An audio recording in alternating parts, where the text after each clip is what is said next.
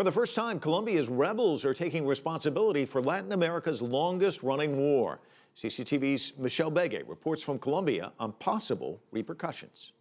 The Colombian rebel group, the Revolutionary Armed Forces of Colombia, known as FARC, admitted it was responsible for its actions committed during 50 years of internal conflict.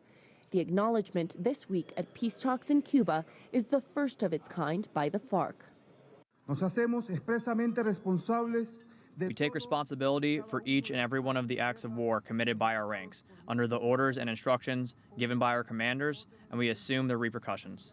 The FARC did not give further details as to what it would do to accept responsibility, or if the group, with about 8,000 members, is willing to accept prison terms. There have been negotiations over whether some rebels could be offered shorter sentences in exchange for giving up their weapons. Many conservative politicians are afraid that the rebels will receive amnesty if a peace agreement is reached. As negotiations continue at a slow pace in Havana, Colombian President Juan Manuel Santos remains optimistic. Santos is gearing up for a six-country European tour next week, where he's expected to lobby for the creation of a European fund for the post-conflict period.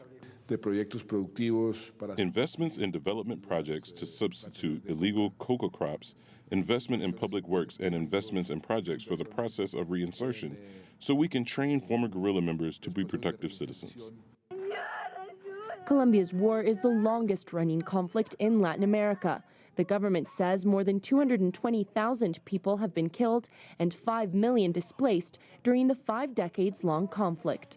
Michelle Begue, CCTV, Colombia.